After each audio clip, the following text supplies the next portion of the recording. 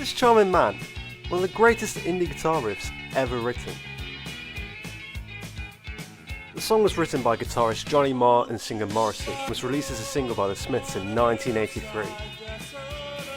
How did this tune come about? How did Johnny Marr come up with this amazing guitar riff? Well, it was actually written on the same night as this tune.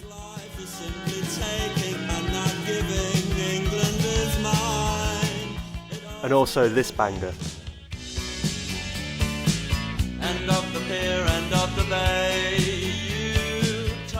So to understand how this charming man was written, let's rewind a little bit first. The Smiths formed in 1982. They played a few shows in England and recorded a few tunes, and before you know it, they've cut a record deal with Riff Trade, because you know, it's the 80s and that's how it used to be.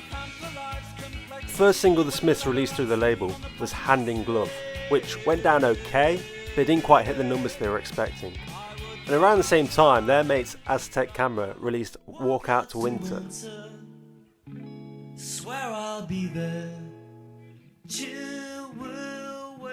A song that was getting daytime radio spins across the nation. This made J Marr well jealous. But not long after, the Smiths had a session coming up with John Peel on BBC Radio 1. And my man Johnny says, we're going to need a song in a major key if we want to get in the charts, Stephen. I'm pretty sure Morrisey would have needed to pause to consider, how am I going to make a sad song if we're in a major key?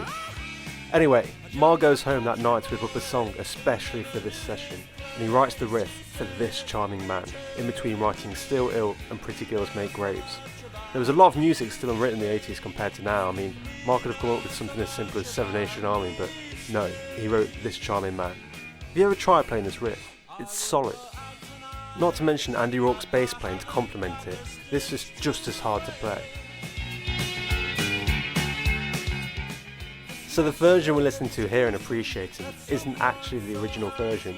The one they recorded for the John Peel session is slightly different, and here it is.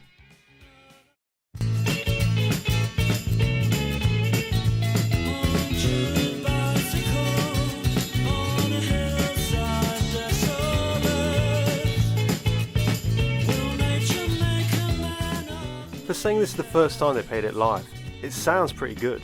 It's like Johnny and Andy were completely relaxed, adding lots of groove and feel to the song.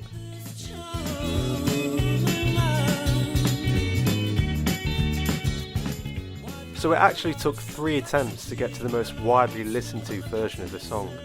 After playing it for Peel's radio show, the label said to the Smiths, this should be your next single, not that Reel Around the Fountain one with the weird lyrics. So the band talked to Matrix Studios in London in September of '83. This version of the song is labelled the London version. Let's give it a listen.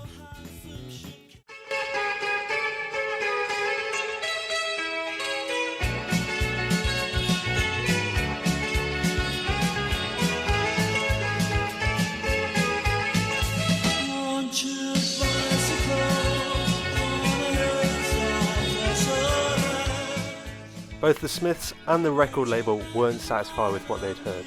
They thought this song could be better even still. So they went on their jollies once again, but this time to Strawberry Studios in Stockport, closer to Manchester. It's here where they recorded the version they were finally happy with, the more widely heard A-side.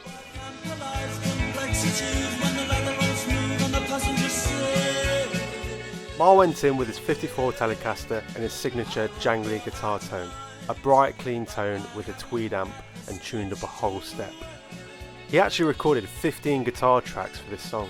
There are 3 acoustic tracks, 1 backwards guitar with a really long reverb on, and 1 where he literally dropped knives onto his guitar and recorded it. Could you get more jangly than that? So to talk more about how the riff was born, Marr wasn't a fan of the classic guitar culture. He rejected heavy rock, and he took inspiration from artists like the early ones and Psychedelic Furs.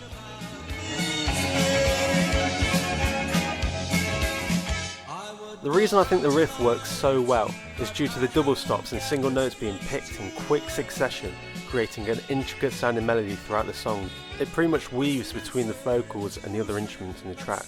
There's no real time for a break in his playing, and this adds so much more and is so more difficult than just strumming chords throughout the song. It's like a heavy sounding guitar riff without any distortion. And you complement this with Rourke's amazing bass line, Joyce's straight drumming and Morrisey's unique singing style, then you have a great hit.